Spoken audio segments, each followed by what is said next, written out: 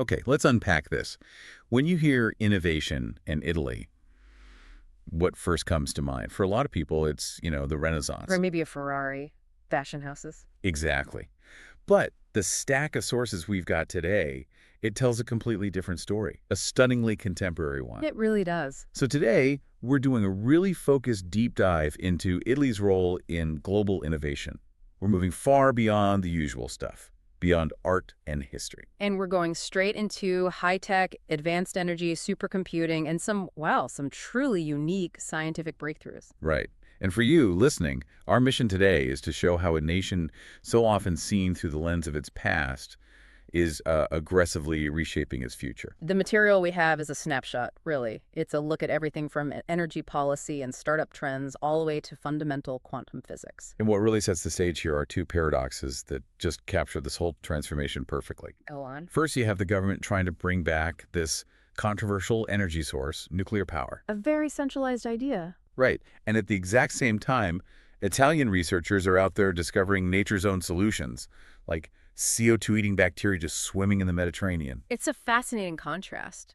And the second paradox. It's that push for massive computational power, the new black gold, as they call it, while other Italian teams are literally manipulating the structure of reality. You're talking about the supersolid. The supersolid made of pure light. Yeah. It's this dynamic, high-stakes, and often contradictory picture. It really shows a nation leveraging its historic ingenuity in a completely new way. So where should we start? Energy seems like the big one. Let's do it. Let's start with that energy shift. It's probably the most politically charged and historically complex part of this story. It really is a story of coming full circle. I mean, Italy was a leader in nuclear tech back in the 60s, a real pioneer. They had 4 plants running by the 80s, but then Chernobyl happened. And that stopped everything dead. The 1987 national referendum just shut it all down. And they did try again, didn't they? Around 2009. They did, but then Fukushima happened, and that slammed the door shut all over again. So why now? What makes this third attempt any different? Well, the drivers are existential now. It's about hitting net zero goals and, maybe more importantly, getting off imported natural gas. Especially given recent geopolitics. Precisely. So the government is aiming to have a new roadmap ready by 2027. But, and this is the key part, they're not talking about those giant old-school reactors that scared everyone. So what's the plan? How do they sidestep that history? They're focusing on advanced nuclear tech, specifically small modular reactors, SMRs. Okay, SMRs. How are they different? Well, unlike the huge custom-built plants of the past, SMRs are standardized. They're factory-built. So they're cheaper, faster to deploy. Exactly. And they have a much smaller footprint, which makes them politically a lot easier to site in different places, more decentralized. That makes a lot of sense. It sort of reframes the entire debate, doesn't it? It's Yeah, not about that- these national monoliths anymore. It's about manageable, integrated solutions. But even with new power sources, you still have to get the electricity where it needs to go. And this is the part that genuinely shocked me. The sources say Italy ranks 4th globally in the Global Grids Index. That's a huge signal of investment. It is, absolutely. But that investment is fighting against a massive geographical problem. The north-south divide. A classic one. Most of the new clean energy solar, wind is easiest to build in the sunny south. But the heavy industrial demand, that's all concentrated in the north. It's a fundamental infrastructure mismatch. Why hasn't it been solved before now? It's a mix of things, but the technical side requires just unprecedented investment. The grid operator, Terna, has this plan called the hypergrid. Hypergrid. Yep. And its goal is to literally double the amount of energy they can move from south to north. They're also way ahead on digitalization. They adopted smart meters early on. And there's a huge pipeline of battery storage coming online. Okay, so capacity is growing. The grid is getting smarter. Where's the bottleneck? The sources mention this weird administrative issue, virtual saturation. Ah, yes. This is a perfect example of how policy can just gum up the works of physics. Oh, so By regulation, the TSO, the grid operator, has to reserve grid capacity for potential energy projects that might not even exist for years. So wait, the physical lines have space, but it's all booked on paper for ghosts. That's a great way to put it. Yes. Right. It's like a restaurant reserving every single table for people who might show up next week. Meanwhile, the actual paying customers, The ready-to-go power plants are stuck outside in a queue. An endless queue. It's an administrative bottleneck, and it's seriously slowing things down. That delay makes distributed power even more critical then. Which brings us to the University of Milan's work on photovoltaics and hydrogen. This is their attempt to solve the biggest problem with renewables. Intermittency. What do you do when the sun isn't shining? They're focused on a closed-loop hybrid system. You use solar energy right away, but you channel any excess power into electrolysis. To produce hydrogen. Exactly. So the hydrogen isn't just a clean fuel, it's also your long-term storage. It's the battery that keeps the lights on at night. It's a decentralized system. Generate, use, and store your power right where you are. Which means you're less reliant on that big central grid that, as we just saw, can get tied up in knots by things like virtual saturation. Managing this whole transition, from nuclear to solar to hydrogen, it takes incredible intelligence. Which brings us to the new kind of infrastructure. Computational power. The new black gold. Okay, let's pivot to computing. Here's where it gets really interesting. The infrastructure today isn't just power lines, it's about silicon and speed. And our sources are very clear. High-performance computing, or HPC, is what determines tech leadership now. And Italy is, without a doubt, an elite player. It holds 2 spots in the global top 10 for supercomputers. That's strategic. That is dominance. Let's talk about the machine that's ranked 5th, Eni's HPC6. This is the detail I found most surprising. This is a huge and often overlooked detail. HPC6 is the single most powerful private computer in the world. It's not owned by a government agency or university? No, it belongs to a major energy company, Eni. What does that signal when a private company holds that much power? It signals that they're positioning themselves as a tech and data leader, not just an energy company, and they use that power for really strategic things. Like what? Well, they used it for incredibly precise geological scans. They compare it to giving the Earth a CT scan. It makes exploration way more efficient. They also use it to speed up battery development and optimize biofuel supply chains. That's a massive competitive advantage.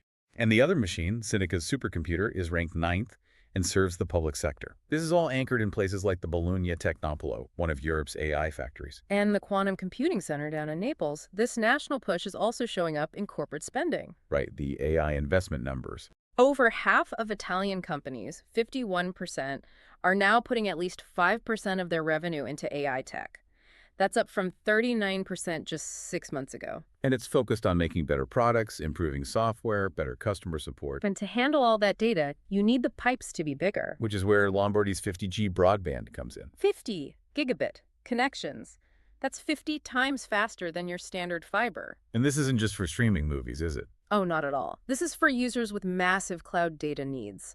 Think real-time backups of petabytes of data. It's essential infrastructure to support all that computing power. But the breakthrough that might have the biggest global impact is, ironically, one of the smallest. That chip from the startup at Politecnico di Milano. The AXE0 chip, it's just an incredible piece of engineering. It was 10 times faster than normal embedded chips. And it uses just 1/10 of the power. It's radical efficiency. But the real game changer isn't just low power use, it's that it can harvest energy. Right. That's the critical part.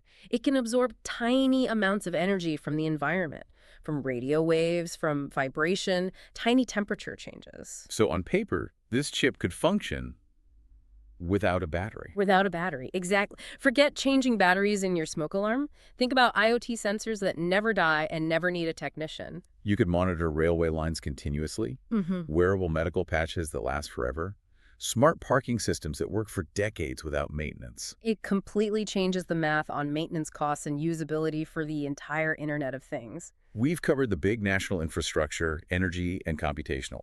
But sometimes the biggest breakthroughs are at the smallest scale, which takes us to some really fundamental science, the aha moments. And we have to start with the CNR team's breakthrough, creating a super solid made entirely of light. My brain still short circuits trying to understand a super solid. How can something be solid and liquid at the same time? I mean, it is a paradox. A super solid has a rigid, ordered crystal structure, like a solid. Like an ice cube. Right. but it also flows with zero friction, like a superfluid. So imagine that ice cube passing straight through a sieve without ever breaking its crystal structure.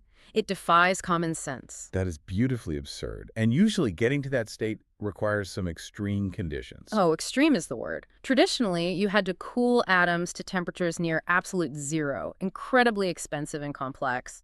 But the Italian researchers did it differently. They did. They achieved the same state by manipulating light with semiconductors, and they did it at much higher, much more accessible temperatures. It basically lowers the barrier to entry for studying these bizarre quantum phenomena. Which feels like something that will redefine quantum computing in the next 10 years. Okay, shifting back to something a bit more immediate. Climate solutions. The CO2-eating bacteria off Sicily. This is a really crucial find for climate mitigation research. They found a specific microbe in the Mediterranean that just eats CO2. It's part of its metabolism. It converts the carbon into stable organic compounds. And why is the Sicily discovery so important? I mean, other organisms consume carbon, right? They do, but the Mediterranean has a high natural concentration of CO2 in its waters. So this bacteria is already thriving in a tough environment. It's robust. Exactly. It suggests a powerful natural solution for that region, and the team is now trying to see if they can use it for industrial carbon capture. Nature, it turns out, can be a pretty good carbon engineer. And from engineering carbon, let's go completely off-world, farming in the dark. This is the team at Sapienza University of Rome. They were studying a plant called hairy bittercress. Hairy bittercress, okay. And they figured out that a specific combination of a growth hormone and a regulatory molecule allows the plant to germinate and grow with no light at all. Which is obviously essential for long-term space missions. You might not have reliable sunlight for an entire growing cycle. Exactly. It's a way for astronauts to get fresh food far from home, but the bigger potential is probably right here on Earth. You mean developing crops that can grow in non-ideal conditions? Resilient crops that can adapt to low-light environments or changing climates. It could be a huge boost for food security. Wow. From manipulating light for quantum materials to engineering plants to grow without it. Okay, let's wrap up by looking at the engine behind all of this, the innovation ecosystem itself. The national numbers are impressive. Italy is fourth in Europe with 12,000 startups. The challenge, like in a lot of Europe, is scaling up. Only about 6.6% get to that scale-up status. And the sources point to a huge geographic story inside those numbers. A definite regional divide. The North, especially Lombardy, leads in absolute numbers and in startups led by young people. But when you look at female-led startups, the South is leading. And leading by a lot, right? Melissa's at, what, almost 28%? A staggering 27.5%. And the South has seen this massive growth, 175% increase in female-led startups since 2016. It suggests a really vital economic and cultural shift is happening. Why that demographic? It's likely a mix of things. Targeted support, for sure, but also a real need for new economic opportunities that aren't tied to the old industries. When the old structures aren't serving you, innovation becomes a necessity. Let's focus on one of those hubs. Puglia, in the heel of the boot. Puglia is building a real aerospace and sustainability district. You have Bari Polytech, a big European space agency incubator. And a startup called Astrodyne. Right. They created this ultralight solar panel for a small satellite. It uses a flexible fabric, and it doubles the power of traditional panels at the same weight. Double the power, less critical material. And Puglia also has green independence. They are, as you say, a triple threat. They've developed something called the new artificial leaf. It's a panel that mimics photosynthesis. So it generates electricity. And it produces clean hydrogen, and it purifies water, all at the same time. If you connect that back to the grid problems we talked about, the implications are just enormous. It's all about minimizing grid reliance and reducing the need for critical metals. The founders point out that 1 kilogram of hydrogen stores 200 times more energy than a battery of the same weight. It's a direct strategic answer to supply chain vulnerabilities. And it's not just the high-tech hubs. We're seeing innovation at the grassroots level too, like that student project in Foligno. The Recover Solar Cover Phone Case, invented by high school students. It's made of recycled nylon with a small solar panel built in. And they didn't just invent it, right? They had a whole business plan. A full marketing plan targeting millennials at a price of $29.99. It just shows this market-ready ingenuity coming from the next generation. And finally, let's look at Palermo. It's becoming a hub for digital nomads, which is a kind of lifestyle innovation. Palermo is leveraging its strengths. Low cost of living, incredible culture, proximity to nature. It's attracting remote workers who want that work-life balance. And they're investing in the co-working infrastructure to support them. What an incredible journey this has been. I mean, we started with the idea of reviving 1960s nuclear power. And we ended with light that flows like water, a chip that never needs a battery, and a phone case powered by the sun. It's clear Italy is harnessing that historical ingenuity to become a leader in high-tech and sustainable solutions. From top 10 supercomputers and 50G broadband to that bacteria literally eating CO2. It shows a country that's leveraging science and decentralized systems as a core strategic asset. So what does this all mean for you, the listener? It means we are watching a highly localized, accelerated transformation.